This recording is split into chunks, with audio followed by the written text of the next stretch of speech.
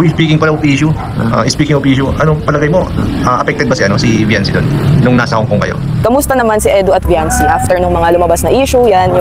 Kamusta na nga ba ang love team na EDSI patungkol sa issue? At guys mga kalingap, ganito pala ang epekto ng issue kay Viancy. Kaya po pala panay share post sa Facebook. Papa Eds, nananatiling kalmado. Bago po natin malaman ang kasagutan, isa munang magandang araw at gabi sa inyong lahat saan mang sulok ng mundo. Special shoutout sa mga EDSI supporters at dito po, special shoutout kay Sir Salome Dueñas, kay Madam Marilu Orozco from Barangay Basud, Pulange, Albay, kay Sir Alan Balinas from Calamba, Laguna. Shoutout din po kay Madam Merlinda Larguesa from Bulalakaw, Oriental, Mindoro. Dito din po kay Madam Belen Caranay. Mega love shoutout naman po sa mga ka-member ko sa Karepa, Kalingap Reactor Partner, mga OFW, mga silent viewers dyan. Mega love shoutout po sa inyong lahat. Huwag naman nating pagsawaang suportahan ang nag-iisang ama ng Kalingap, ang founder ng Kalingap. Wala pong iba kundi po si Kuya Val Santos Matubang. Gayon din po si Kalingap Rob, kasama ng kanilang may bahay, Ate Edna Vlogs and Jackie Tapia. Marami pa po silang nais matulungan, mabigyan ng pabahay, scholarship at financial assistance. Para mangyari iyon, patuloy nating tangkilikin yung kanilang vlogs. Akong inyong lingkod, Kalingap Kel, ay patuloy na naglalambing sa bago po sa aking munting channel. Please po subscribe, like and share my videos. And don't forget, click the notification bell para lagi po kayong updated sa aking mga videos. Dumako na tayo sa ating topic, mga Kalingap. Ano nga ba ang kalagayan na ng love team na EDSI sa kabila ng issue na patuloy pa ring lumalaganap ngayon? At ganito pala ang epekto kay Bibi Viancy. Eto nga po ba ang dahilan kaya panay share post sa Facebook si Viancy? Eto guys, para malaman natin ang kasagutan, panoorin po natin ito, yung interview ni Kuya Nel at ni Kalingap Hana. Eto na po mga Kalingap, unahin muna natin yung interview ni Kuya Nel. Uy, speaking of issue, anong palagay mo? Affected ba si Viancy doon nung nasa Hong Kong kayo? Palagay mo? Scale of 1 to 10, gaano ka-affected si Viancy doon? Sa issue. Mga 2. Ay, mahina lang, konti lang naman pa. Hindi naman masyado. Makikita niyo naman doon yung mga video. Ay, may mga BTS doon bro. Matindi ang BTS doon nila JJ. ang ganda no. Ang ganda ng mga BTS doon. Grabe, ang lupit. Mas kinikilig ako doon eh. Marami pa doon hindi nakikita ng vlog. Ay, ako dapat pa ginalingan pa ng mga CCTV doon. Marami doon. Grabe. Masyadong maraming doon. Sayang. Grabe.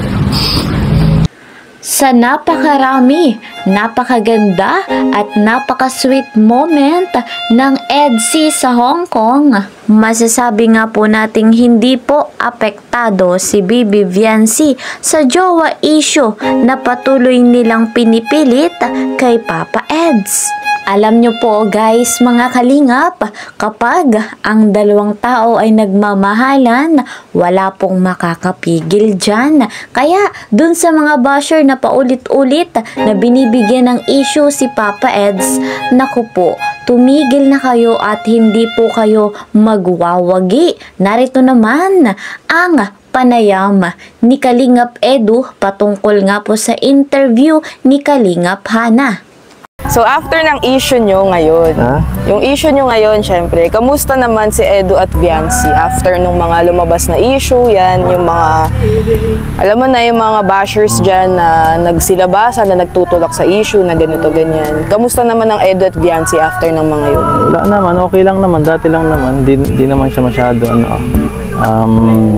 dun, dati lang, kahit nga ngayon, nag-chat kami, wala Okay lang. Wala naman nagbago. Asar lang minsan yun, pag pero wala naman. Normal na. Normal lang na naman. sa inyo. Sanay man yun sa akin kasi syempre, di ko maiwasan makahalubilo sa tao kasi trabaho natin makipaghalubilo sa tao. Tama. As a vlogger. Kasi pag di ka rin naman may masasabi sila sa'yo. Oo. So, syempre, ang kailangan naman natin gawin is talagang makikihalubilo ko kahit kanino. Off-cam or on-cam. Normal lang. Dito nga po sa interview ni Kalingap Hana, in short, hindi po big deal kay Viancy yung jowa issue na patuloy nga pong pinipilit kay Papa Eds. Yung ginagawa naman pong share post ni Viancy sa Facebook ay pang pa-good vibes lang naman po para sa lahat ng mga Edsy supporters at para magpatibay pa sa kanilang samahan bilang love team na Edsy. At eto naman mga kalingap, si Papa Eds sa kabila ng lahat nananatiling kalmado. Ganyan po ang tunay na lalaki. Bukod nga po sa pagmamahal niya kay Viancy, napakalaki po yung kanyang respeto dito sa bata. Kaya naman po, yung mga magulang ni Viancy, napakalaki po ng tiwala dito nga po kay Kalingap Edu. Katiwa-tiwala din naman po mga kalingap itong si Papa Eds. Gayon din si Viancy, malaki rin po yung tiwala ng mga magulang nito sa kanya. So guys mga kalingap, kahit ano nga pong gawin ng mga mapanirang puri, patuloy pong magiging matatag ang love team na Edsy. Mga kalingap, nabanggit nga po natin kanina na hindi nga po apektado si Viancy tungkol nga po dun sa jowa issue kay Kalingap Edu. Bakit nga naman papaapekto dun si Viancy?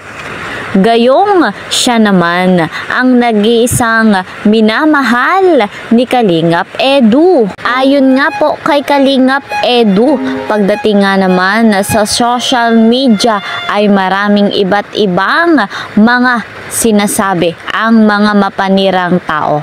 Ang mahalaga po ngayon, guys, mga kalingap, batid natin sa love team na Edsy, kay Kalingap Edu at kay Viancy ang kanilang pagmamahalan. Hindi na po natin yan maitatago pa. Wala pa lamang umaamin. Ayan, ay ayos lamang po. Basta sila ay tunay na nagmamahalan na abay matindi. Bata pa naman po si Viancy at hindi naman nagmamadali itong si Kalingap Edu. Kaya naman willing to wait. Ayan, at ang ating hinihintay nga po, matagal na nga nating pinakahinihintay yung ribbon cutting sa bahay ni Viancy. So, abang-abang tayo sa anunsyo ng ating Kalingap Rab kung kailan nga ba. Sa ngayon, ito po muna ang ating update. See you po sa next video. Ingat po kayo palagi. God bless everyone. God bless Team Kalingap. Bye-bye!